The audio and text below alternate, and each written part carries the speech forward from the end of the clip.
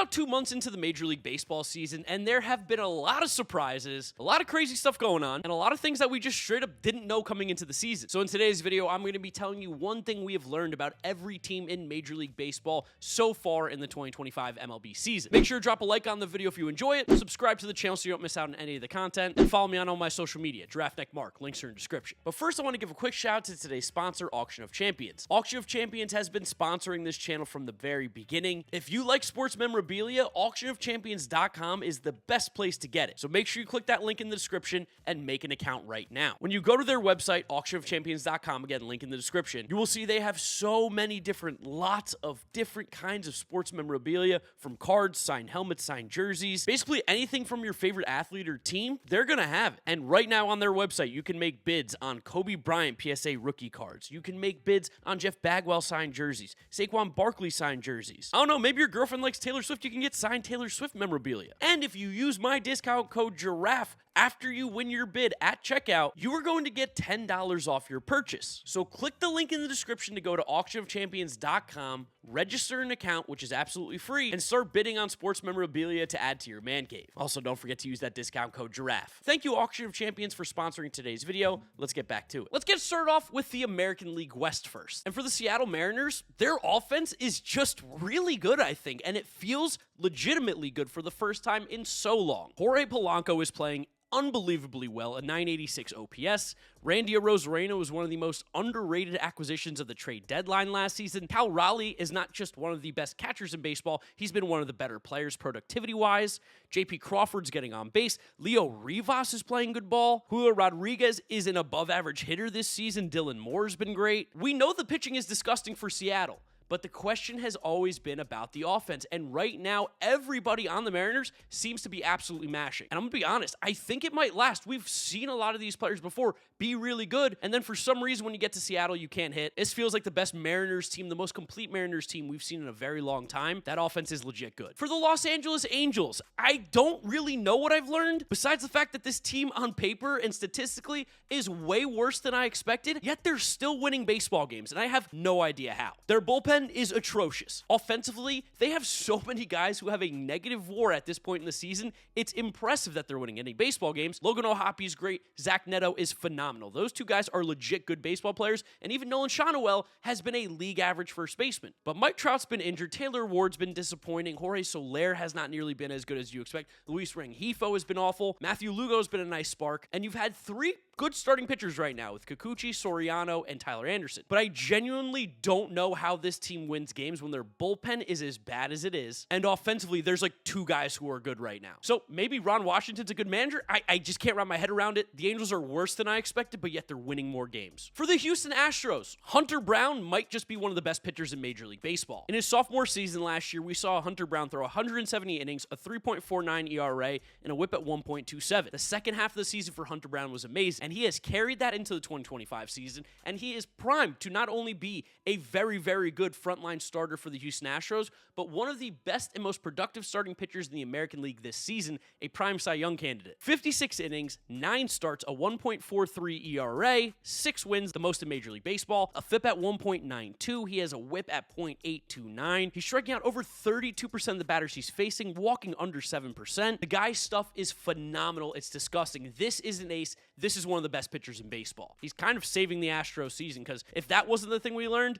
I think the other thing is that this window is closing, and it's closing fast. For the Texas Rangers, the one thing we've learned so far this season is that this old man rotation is sick. The production that they're getting out of 35-year-old Nathan Eovaldi, 37-year-old Jacob deGrom, 30-year-old Tyler Mahle, and 35-year-old Patrick Corbin is absolutely insane. Yes, Patrick Corbin's pitching well. I don't know what the Rangers are doing, but everybody is pitching well right now if you're over the age of 30. Eovaldi's legitimately been one of the best pitchers in baseball, a 1.61 ERA, a whip at .76, which is nasty. Tyler Mahle has been great, an ERA at 1.47 with a whip under 1. Jacob deGrom looks like he's getting back to his old self, a 2.29 ERA with a whip under number 1. And even in the bullpen, Chris Martin is 39 years old, and he has an ERA sub-2. The old man pitching staff of this Rangers is carrying this team right now when the offense is a bit cold. If they can just get these bats hot, the Rangers are a dangerous team to face because that pitching is so good. And then for the last team in the AL West, we have the Athletics. And one thing we've learned about them is they're one of the most entertaining teams to watch in Major League Baseball. They're currently 22-25. They've gotten to a bit of a cold streak. They can't win any games at home. They're so much better on the road. The pitching is terrible. Besides JP Sears, they give up a ton of runs. The bullpen is hot and cold. You have Mason Miller, who's sick, but then some guys give up a ton of runs.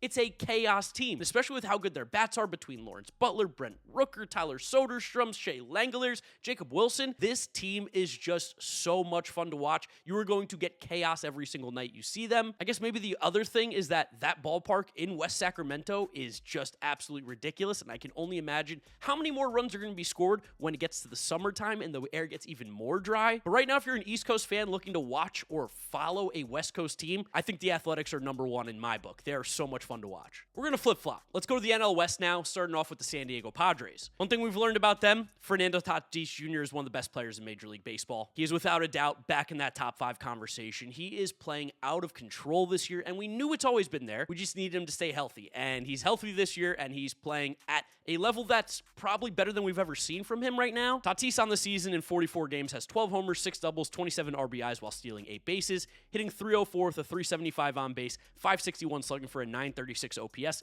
and OPS plus at 161. This is the National League MVP right now. He's playing great defense in the outfield. He is making such a huge impact at the plate. I know he had the PED suspensions. I know people just kind of are haters of him for some reason. I'm not really sure why. But this is without doubt not just one of the most talented players in baseball, but now one of the most productive. He's only 26 years old. It's crazy how good Fernando Tatis Jr. is. And I think now the baseball world has remembered just how good this guy was just a few seasons ago. He's so damn good. For the Los Angeles Dodgers, the one thing we learned is that their pitching is way worse than expected, and it doesn't matter at all. This is, by and large, not even close, the best team in Major League Baseball. And that has been with completely pitching. In terms of ERA, the Dodgers are 21st in Major League Baseball for team ERA. The only team with a winning record that's worse than them is the Arizona Diamondbacks. Otherwise, it's the worst teams in baseball. But it doesn't matter because their offense is legit insane. Freddie Freeman has the highest OPS in the National League at nearly 1,100. Shohei Ohtani's around 1,100 OPS. Tommy Edman, before he got injured, was smashing the ball. Will Smith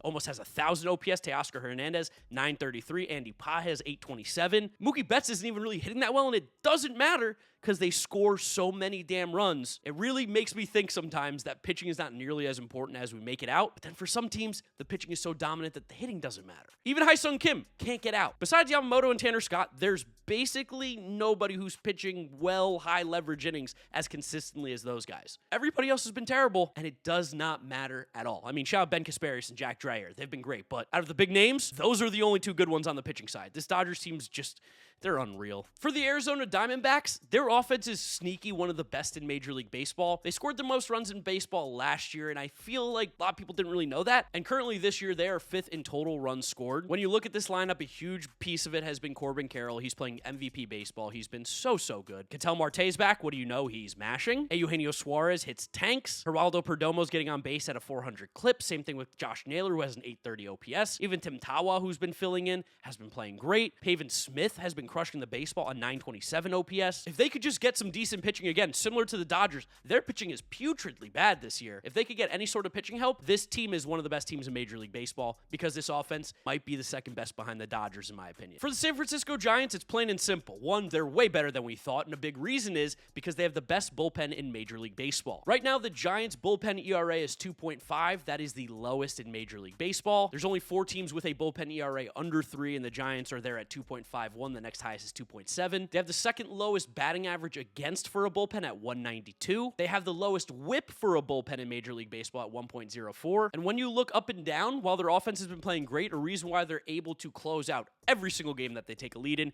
is because the bullpen is insane. Camilo Doval, Tyler Rogers, Randy Rodriguez, Eric Miller all have ERAs under 1.8. Three of those guys, Doval, Rogers, and Randy Rodriguez, has an ERA under 1.3. Ryan Walker hasn't even been good, and he was nasty for them last year. And then even arms like Hayden Birdsong, Spencer Bivens, and Kyle Harrison coming out of the bullpen have been great for the Giants when they need them. The pitching is legit good. They just moved Jordan Hicks to the bullpen now. Great bullpen, plus a really solid offense this year. The Giants are way more dangerous than I think anybody thought they were going to be. And lastly, for the Colorado Rockies, it's simple. They might be the worst team we've ever seen in Major League Baseball. I can't believe how bad the Rockies are. I was so incredibly wrong about this team. I thought they were going to be fun to watch. This is a nightmare. And apparently Dick Monfort, the owner of the Rockies, is baffled as to why they're so bad. But when you look at this roster, they're just terrible. Now, Ezequiel Tovar has been hurt. He's finally back. That should help. He's a great baseball player. But up and down, there's just a severe lack of talent, and they've been horrible at home, which has usually been the Rockies' forte. They're 5-16 at home, 3-22 on the road, 8-38 at the time of recording. They are going to absolutely demolish the record that the White Sox set last year. I don't know if the Rockies are going to win more than 40 games this year. This team is so bad. I think it's only going to get worse because they have to trade off some pieces that have some value right now because they're not even close to competing. They have a negative 144 run differential. I never expected them to be this bad. They are so bad. This is probably the worst team in Major League Baseball history. And that includes the Mets in 1962 when they were a new team and had guys that basically never played Major League Baseball. They were playing 17-year-old Ed Kranepool. That's insane. They're so much worse than the White Sox last year. It's kind of unfathomable. Back to the American League. Let's go to the American League Central. And I was just talking about them. The Chicago White Sox, one thing we learned about them, maybe they're figuring it out a little bit on the starting pitching side. Now, none of these pitchers look like dominant future aces. I'm not going to say that. But Shane Smith, Davis Martin, Jonathan Cannon, and even Sean Burke at times have looked like very capable starting pitchers. They just look like guys who are going to have major league careers, be able to give you 160, 170 innings when they're healthy, maybe even 150 at the lower end. They throw strikes, they get outs. It's not the most fun way to watch pitchers throw. A lot of sinkers, a lot of soft contact, but they've legitimately done a really good job. The offense is so bad, so they're not going to get any wins. I mean, this is them and the Rockies are fighting for a real idiot off at the plate right now. But pitching-wise, they separate themselves a ton from that Colorado team. They've got some decent starting pitchers. For the Minnesota Twins, we learned they're not dead yet. The Twins just came off a 12-game winning streak. They're 5 games over 500. This is what we expected from the Minnesota Twins the last 2 seasons. The pitching is phenomenal. The bullpen is disgusting. I mean, they have some of the best arms out there in Major League Baseball. And in terms of a three-headed beast, it's tough not to beat what the Twins have with that rotation, where you've got Joe Ryan, Pablo Lopez, and Bailey Ober. Offensively, you're seeing Byron Buxton healthy playing well. You're seeing Matt Wallner when he was healthy playing well. Harrison Bader is a 120 OPS plus. Ryan Jeffers is hitting the ball well. The offense still has to come around, but the pitching has been so good and so dominant that the few runs the Twins are scoring right now, they're able to hold those leads. This is a good baseball team. We knew it. Maybe I was wrong about Rocco Baldelli, but the Twins are for sure not dead yet, and I thought they were pretty close to it. For the Detroit Tigers, it is plain and simple. They are the best team in the American League, the second best team in baseball. The Tigers are scoring a ton of runs. 253 runs scored this season, only allowing 166. That's a run differential of 87, one of the best in the league. For context, that's a better run differential than the Dodgers. The only team better is the New York Yankees, but I do think the Tigers right now are better than the Yankees, which feels crazy. I know that's nuts, but their pitching is just so dominant, where that is the one kind of weak point in the Yankees, is that their pitching has some holes at times, although we'll talk about them in a second. This isn't about the Yankees. This is about how good the Tigers are. Spencer Torkelson figured it out. He's a dog. Gleyber Torres, awesome. What a rejuvenation he's had. Dylan Dingler's hitting well. Riley Green is awesome. Javier Baez is so back. I love to see Javi Baez playing good baseball. He's so much fun to watch. Zach McKinstry has made an impact. Kerry Carpenter, Kerry Bonds, of course he's mashing. And then on the pitching side, Tarek Skubal is the best pitcher in the American League. Reese Olson has been fantastic. Casey Mize, before the injury, was really good. And the bullpen's been lights out. Will Vest, Tommy Kahnle. Tigers are a good baseball team. I missed that one badly. They're sick. For the Kansas City Royals, they need bats, and they need them badly. Right now. They need bats right now. The pitching is really solid. They've only allowed 160 runs this season. That's one of the lowest amounts in Major League Baseball. But they've scored 159, which is one of the lowest amounts in Major League Baseball. That's only 7 more runs than the Rockies. And the Rockies get to play in Coors. They have 2 more runs than the White Sox. They are abysmal at the plate. It's Bobby Witt Jr., it's Maikel Garcia. Otherwise, everyone is having a horrible season at the plate for the Royals. The pitching's been great. They've been getting great starting pitching, great bullpen, but they have 2 guys right now who are above average hitters, granted, having great seasons, but they need bats, and they need them right now. There were so many bats available this offseason. I couldn't believe they didn't go after any of them. I really hope they go out and make a move for a bat, because this Royals team, if they can get a couple more hitters, they're going to be dangerous with that pitching and that defense. Then for the last team in the AL Central, we've got the Cleveland Guardians, and truthfully, I've learned nothing. I am more confused than ever with this baseball team. They're 25-21, 4 games above 500. Their pitching's not very good. Their offense is okay, but yet they're still winning games. It doesn't make any sense to me. You look up and down this roster, it's like J-Ram, Steven Kwan, good baseball players. Daniel Schneeman's playing well. But then the rest of that offense, kind of ass. I mean, Kyle Manzardo's been good, but the rest of it's been weird. And pitching-wise,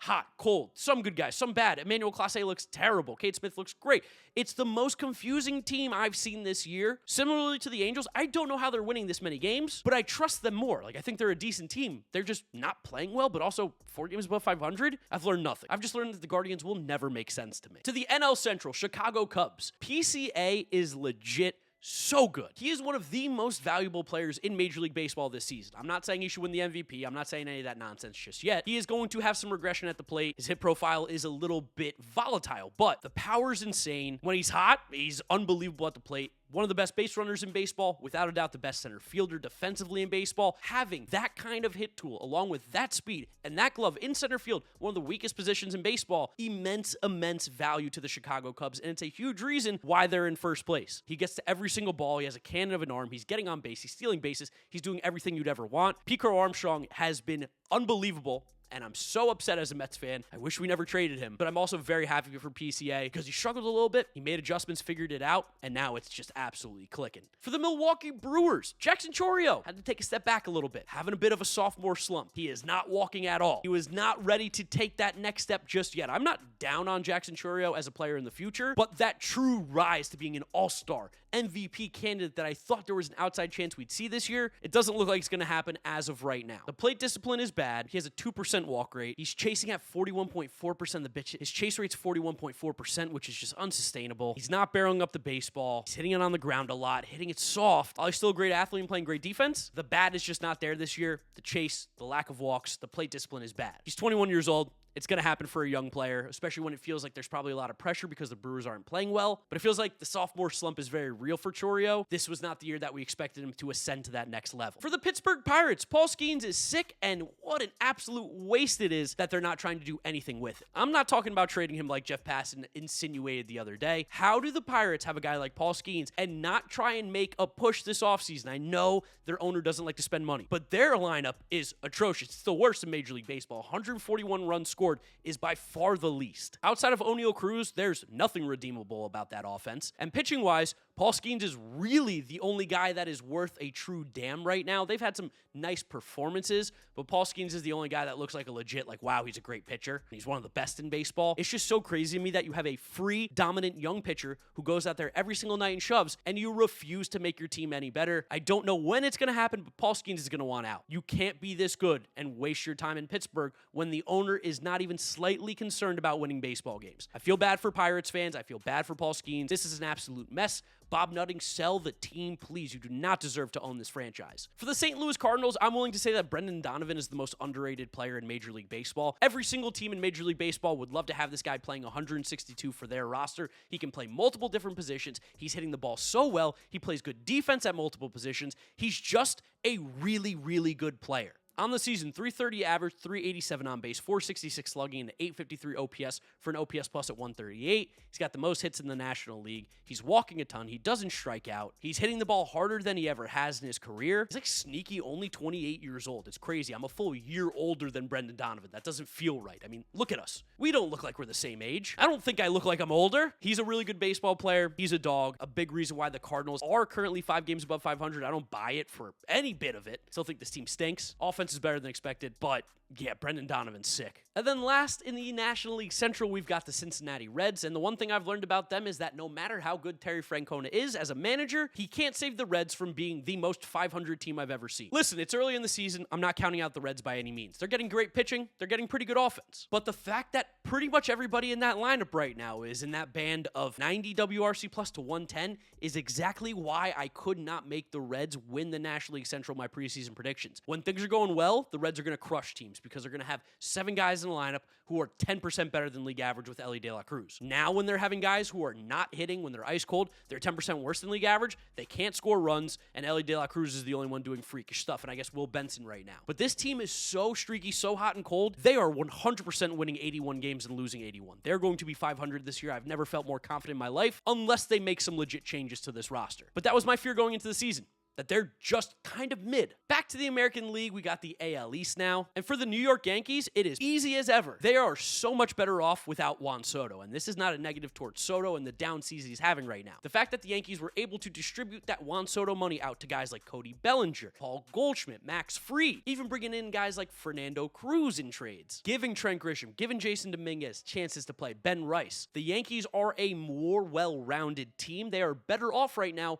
without Juan Soto, which sounds crazy, but this was always a possibility. That Yankees team was so top-heavy last year, and you saw at times it was difficult to win games because if those guys were cold, they couldn't do anything. Right now, this Yankees lineup is much deeper. It is much more balanced. Aaron Judge is playing the best baseball that we've seen in a very long time from anybody. Max Fried's been dominant. All that money that would have gone to just Juan Soto was able to make this team a lot better. And again, I truly do believe they are better off without Juan Soto, which is why all the Juan Soto hate's crazy, because you guys are literally having a fantastic season. You didn't need him. You gotta stop thinking about him. He's a Met now. You are literally better off without him. The Toronto Blue Jays, it honestly has nothing to do with their major league team because they are who I thought they were. They're just not very good. Shout out Dalton Varsho, better than Jose Siri. He's playing really well. But I will talk about their prospects who I've shit on previously. They have two of the most exciting prospects in minor league baseball right now in Arjun Nimmala and Trey Savage. Trey Savage was a guy who fell a little bit in the draft because of some weird stuff going on at the end of the season, especially injury concerns, but the stuff is off the charts. He's dominating. He's one of the best pitching prospects in baseball, and I totally buy into the stuff. He's someone who's like, if you're able to watch minor league baseball games, he's a must-watch. The stuff's electric. And Arjun Nimmala is like 18, 19 years old, and the power and the discipline and everything that we've seen from Nimmala this season has been really, really special. He's walking more than he was last year. He's striking out less, and he's hitting for so much power at 19 years old. This is a kid who worked out with Francisco Lindor pre-draft. He's got all the makeup and the look and the vibe of someone who could be a major league shortstop for a long time. He's going to be one of the top prospects in baseball. Arjun Nimmala is an absolute dog. Two amazing draft picks by the Blue Jays in the last couple seasons. Two amazing prospects for a system that desperately needed this. This is massive for them because this is going to help that rebuild, that retool a lot quicker when you can slot in guys like Arjun Nimmala and you have Trey Savage, who's going to be a frontline starter for many, many years. So Blue Jays have two of the most exciting prospects in baseball, in my opinion, right now. For the Baltimore Orioles, they might just suck. I mean, we kind of saw this coming a little bit. I've always said that if you're not getting better, you're getting worse, and the Orioles just got it worse this season, so it's not a surprise that they're playing poorly, but 15-30 was not something I had on the radar. Jackson Holliday's been awesome. Go figure. He's been the best hitter maybe on this team along with Ryan O'Hearn. Gunnar Henderson's starting to heat up, but Adley Rutschman's been putrid. Ryan Mountcastle hasn't been good. Heston Kjerstad hasn't been good. Tyler O'Neill's been bad. They're getting great play out of Ramon Laureano and Cedric Mullins, but the pitching is the major problem, and we knew it was going to be. Outside of Tomoyuki Sugano, everybody in this rotation has an ERA of 5 or higher. They were throwing Kyle Gibson, which is insane because he stinks. The bullpen is pretty bad outside of Felix Bautista. This team's an absolute mess. The GM should be fired. I know they just fired Brandon Hyde, but the GM's got to go too. The fact that they did nothing this offseason, Orioles fans, I'm so sorry. With the young core like this, I can't believe your ownership and front office sat on their hands and said, we're good after 2 first-round exits in the playoffs. Bad job. I think this team is completely dead right now. For the Tampa Bay Rays, similarly, Junior Caminero, just not there yet. I thought we were going to see Junior Caminero, similarly to Jackson Chourio, take that step forward in his 21-year-old season. He has not yet done so. Similarly with Caminero, the plate discipline is all over the place. 10th percentile chase rate at 35.8%. He's not walking at all, 4.5% walk rate, hitting a ton of balls on the ground. He still has the craziest bat speed, and when he hits the baseball, he hits it exceptionally hard. But the lack of plate discipline, along with the Vlad Jr. problem of only hitting the ball into the ground, it just makes it really hard for a guy like Junior Caminero to be able to have consistently good numbers, which is why you see him hitting 235 with a 681 OPS. The power is so off the charts good. Just hit the ball in the air, please. Same thing with Jackson Chourio. He's 21. I'm not worried, but it's just not this year for Junior Caminero. It might be next year. Little early to the breakout. And as for the Red Sox, it's simple. Alex Bregman was the best signing this offseason offensively. He's been just ridiculously good. Who would have thought Alex Bregman in that swing would have been perfect in Fenway Park? And truly, it's worked out better than you probably could have even imagined. He's an MVP candidate right now if it wasn't for Aaron Judge in the American League. 11 homers, 16 doubles, 34 RBIs,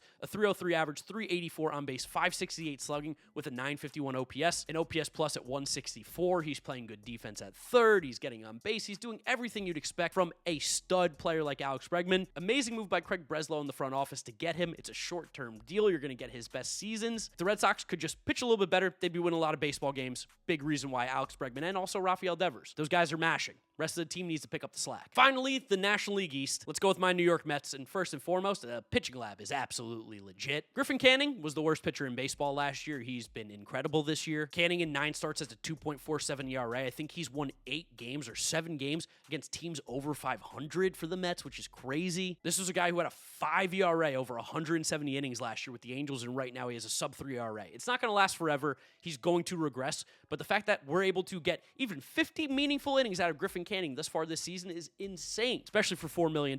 Jeremy Hefner's the man. And then the rest of this Mets team, you looked at the rotation coming into the season, you didn't feel good. David Peterson's got a 2.86. Clay Holmes went from reliever to starter, 3.14 ERA. Kodai Senga's got a 1.02 ERA. Even Tyler McGill has a 3.7 right now. Bullpen-wise, Huáscar Brazoban has an ERA below 1. Reed Garrett has a 1 ERA. Max Kranick and Ryan Stanek have come back to earth a little bit, but still, we're pitching really well. The Mets are proving to the rest of Major League Baseball, kind of like they did last year with Minaya and Severino, that they can take guys and turn them into very, very capable Major League pitchers. That's extremely valuable. The pitching lab could be one of the best in the league. As for the Philadelphia Phillies, I think it's still that Zach Wheeler is the best pitcher in Major League Baseball. Him and Tarek Skubal are like fighting neck and neck for it, but the way that Zach Wheeler has just had this dominance now ever since he went to Philadelphia, which by the way was 6 seasons ago, that feels insane. He's played more years with the Phillies than he has Mets now. He's thrown about 900 innings, an ERA below 3, a whip at 1.02 over 900 innings. He just gives you consistent length every single day. The guy dominates hitters. He's got a .891 whip right now and a 2.67 ERA. The FIP's at 2.87. He's just dominant at 35 years old. And again, I think while you can make the argument for Tarek Skubal, and I don't think you'd be wrong, right now, Zach Wheeler is still the best pitcher in Major League Baseball in my eyes. He's so